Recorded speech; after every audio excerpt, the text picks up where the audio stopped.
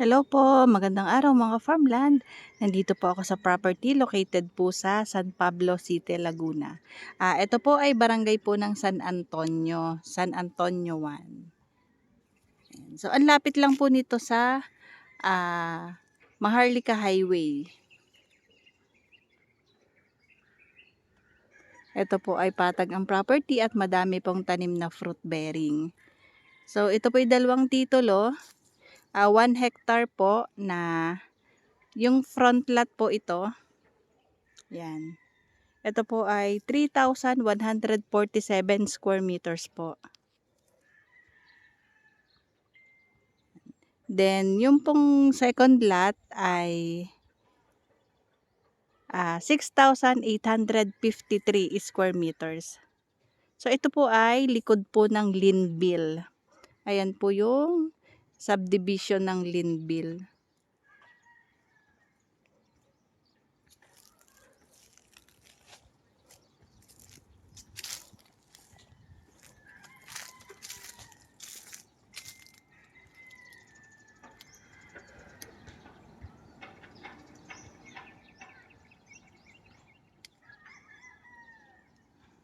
So, yung kabila, andun na po yung highway. And dito po yung entrance. Ito po ay compound ng owner. Estimated po na layo po nito sa highway ay 1 to 2 minutes lang po. So, malapit.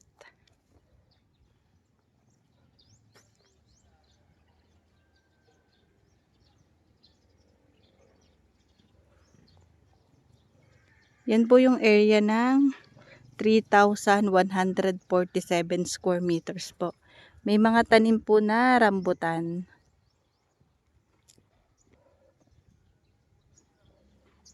And yun namang pong 6,853 square meters. Ang mga tanim naman po noon ay niyog tsaka po lansones.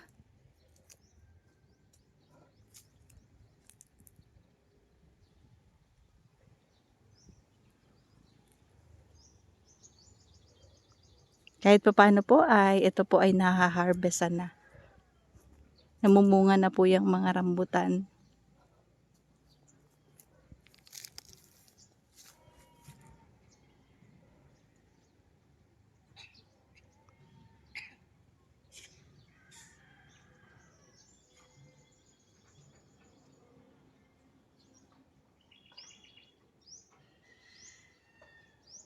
Flat ang property. Patag na patag po. Tapos may maliit na sapa or ilog po doon sa boundary, doon sa likod. Sa may Lansonesan at Nyogan.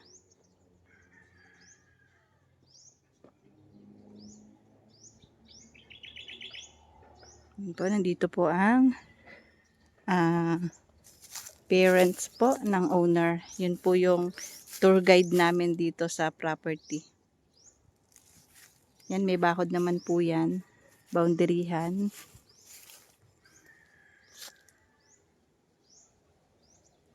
And then dyan sa area dyan, dati po silang nag-alaga ng baboy. Pero ngayon may alaga po, may isang peraso pa po silang baboy. Kumbaga pampalipas inip lang po nung magulang ng owner.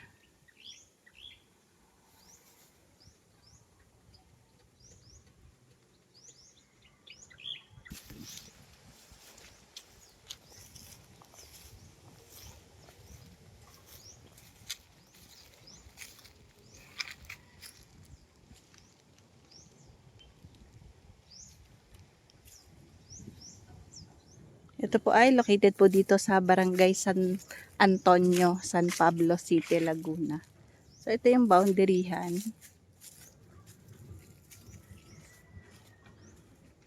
May bakod po yan.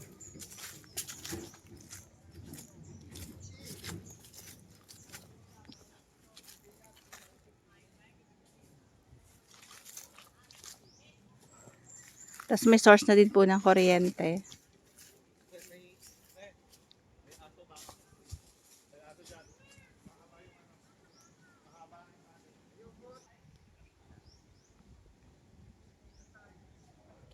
Ang lamig ng hangin dito kahit po sigid na sigid ang init dito.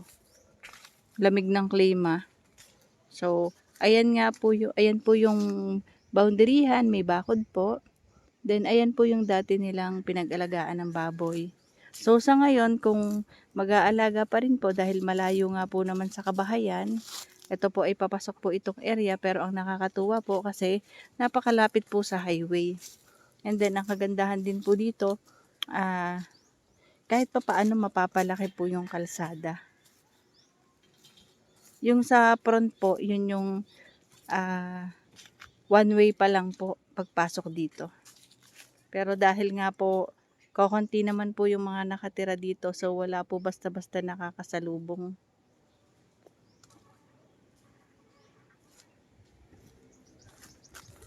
Ito po ay sa part pa rin po noong 3,147 square meters.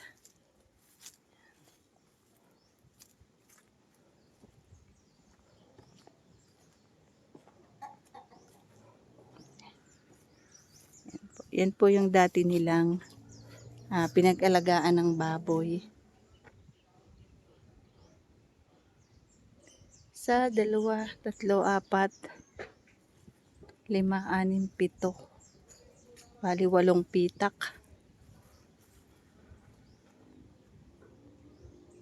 And may source na po ng tubig. And ito pong likod, ito po yung isang titulo din na 6,853 square meters po.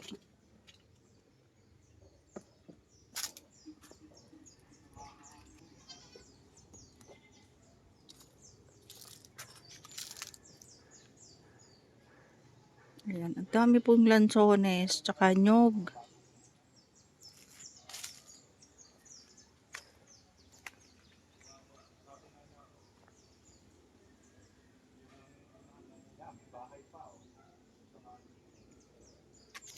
May bahay, pero wala pong nakatira doon.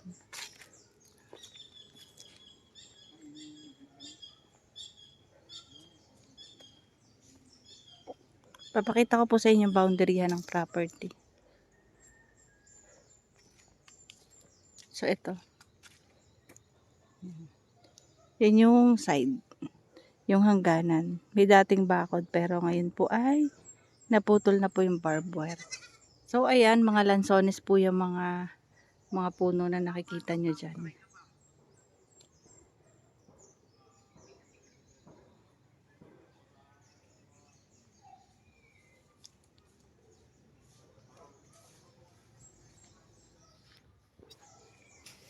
So, kahit pa paano po may income po itong property, katulad po ng mga buko. Ito po ay kanilang pinapabuko at nakaka 10,000 daw sila dito sa buko monthly. Ayan po.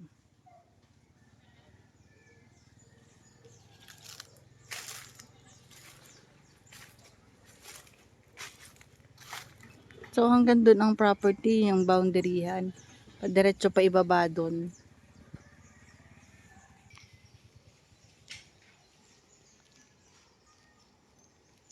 So, itong malinis na area, ito po yung sako po ng property. So, may dating bahay. Kung sakali po mabibili to, meron na pong pwedeng gawing caretaker house. Mga farmland, ito po ay, ang total po nito ay 1 hectare na 1,800 pesos per square meter po.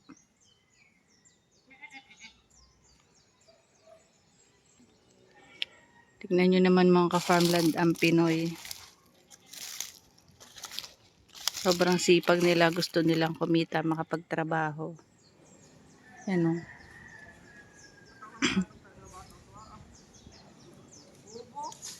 Yan po. So, naghahakot sila. Sa paghahakot nilang yan, meron silang upa.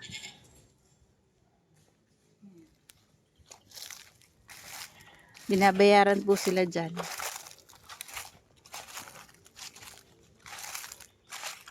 Yung kabila ng yero na yan, yun po yung 3,147 square meters. So, So, pumunta ako dito sa kabilang bahagi. Nandito yung boundaryhan ng property. Ayan. Ayan. Pag ganun, padiretso.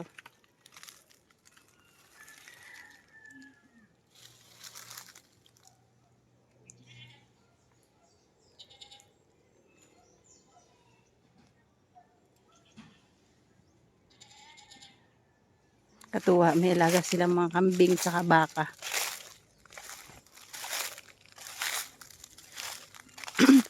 Mali, ano pati yung property mga ka-farmland. Hindi po siya malambaan damo. Yan. Dahil taglagas ngayon, ayan po. Tapos si Sir, siya yung nag-aakit ng buko. Ito po yung income nila monthly, yung sa buko. Tapos yearly naman, lansones. So ang lansones, estimated siguro ito nasa 200 puno.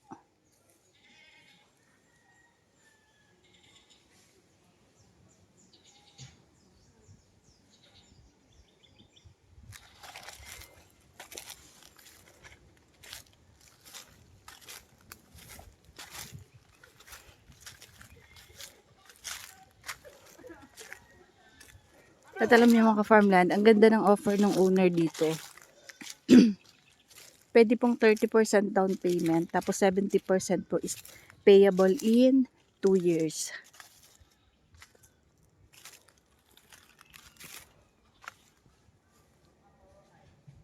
So sa mga client natin na hindi kayang magbayad ng cash, meron pong offer yung may-ari ng lupa. Pwede po muna tayong magbigay ng 30% ng amount, and then 70% is payable po sa 2 taon.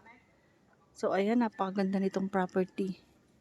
Patag na patag, wala kang kakahulugan, wala kang aakyatan. Hindi siya slope, as in flat.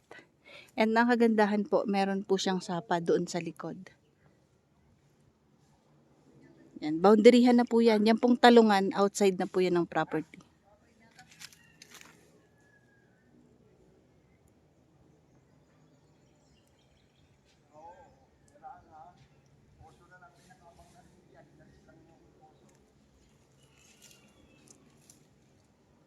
Malakas po ang signal ng cellphone at internet connection.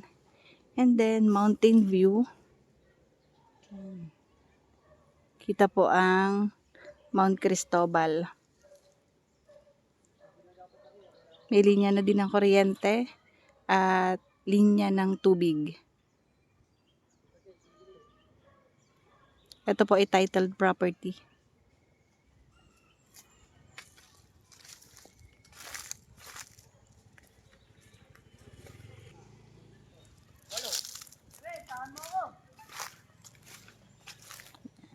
Yan yung bahay na pwede na rin magiging bahay ng caretaker if ever na may makakabili po nitong property.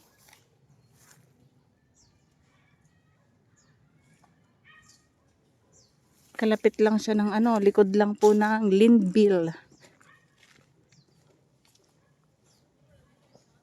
Meron na din po itong mga kawayan, so libre na din po ang pagtatayo ng kubo.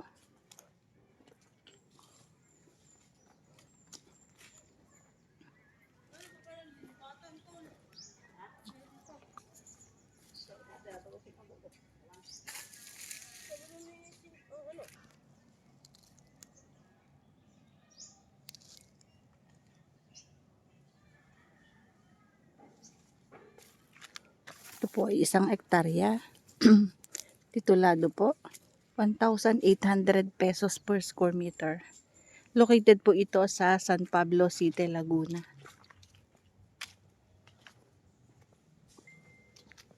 1 to 2 minutes po. Nasa Maharlika Highway na.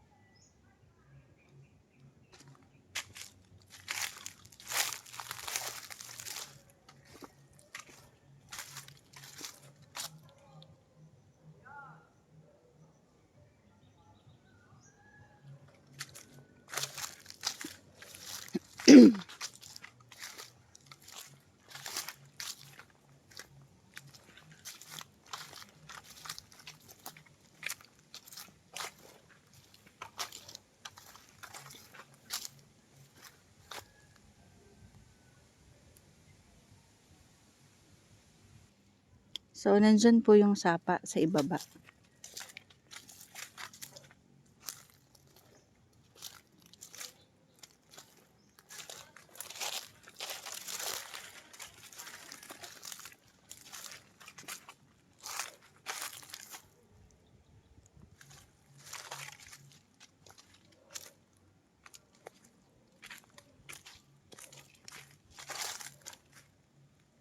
And mga farmland, if ever na halimbawa magtatanim o kailangan ng tubig na mga pandilig, pwede pong i-water pump paakyat. So, masusuplayan po ng tubig. Kung may mga alagang baka, pwede pong paliguan dyan.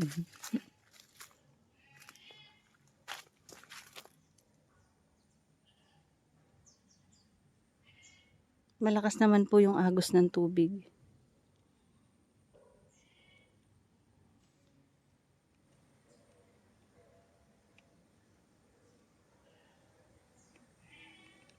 Yan po yung ilog dito sa boundaryhan ng property. So, ito yung likod. Yan po yung likod na portion ng property.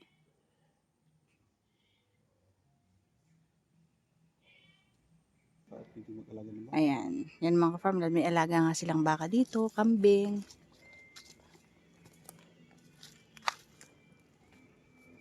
Punta naman ako dun sa kabilang part ng property para mapakita ko sa inyo ang boundary.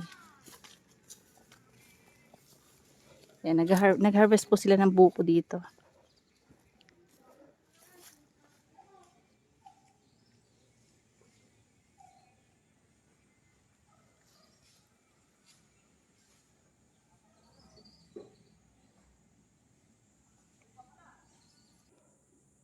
So, ayan mga farmland. Ito.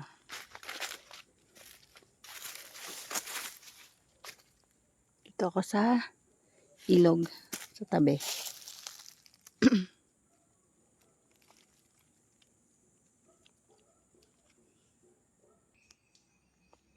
Ito yung boundaryhan ng property. Itong ilog po.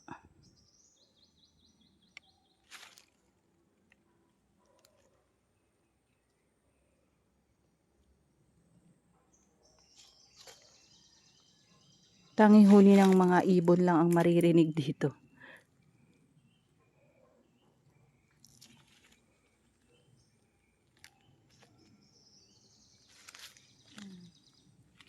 So, hindi po naman babahain ang property kasi ano siya, mataas yung pinakalupa niya dito sa ilog. So, ayan. Yan yung property. Kaya, hindi, pag lumaki po yung tubig, hindi po aabot doon.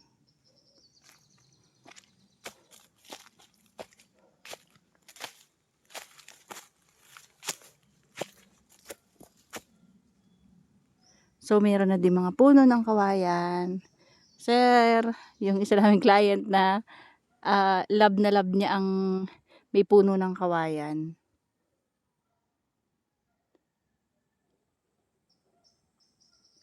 Free nga naman pag magtatayo po ng kubo. Bahay kubo, ng pahingahan. So, no need nang bumili. Mahal na din po ang kawayan ngayon. Dahil lahat po ay nagsisipagtaasan ang mga presyo.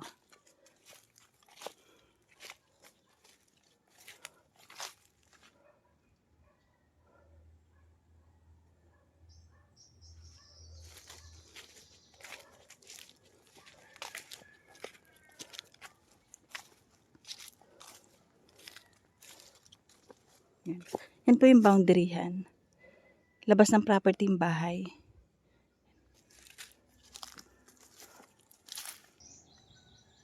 So, ayan mga farmland, ito po yung kabuuan po ng 1 hectare na located po sa Barangay San Antonio 1 ng San Pablo City, Laguna. Ito po ay 1,800 pesos per square meter. Negotiable naman. Clean title po. Buhay po yung nakapangalan sa titulo. Bali, dalawang titulo po ito. Isang 3,147 yung front. At ito pong likod ay 6,853 square meters po.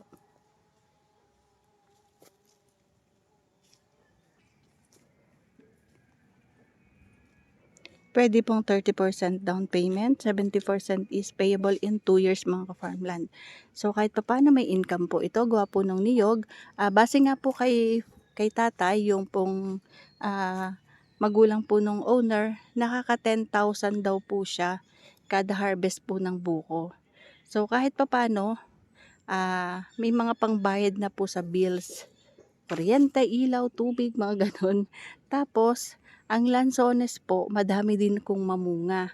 So, yan nga lang po ay once a year and estimated po nasa 200 plus po ang lansones. And yung pong rambutan is nasa front lang po. Dito po ay niyog at lansones lang po mga ka-farmland ang nakatanim. Tsaka po may iba pong prutas tulad po ng mangga. Yan, may mga mangga po dito. Guyabano, mga ganoon. Tapos, yan nga po, ang back ay ilog. So, hindi po problema ang tubig kung magtatanim po ng gulay. Yan. So, paano mga farmland? Bye-bye po. See you for the next videos. God bless po sa ating lahat. Maraming salamat po sa lahat ng aming viewers, followers, and subscribers po. Nawa po ay gabayan tayo ng Panginoon. Bye-bye!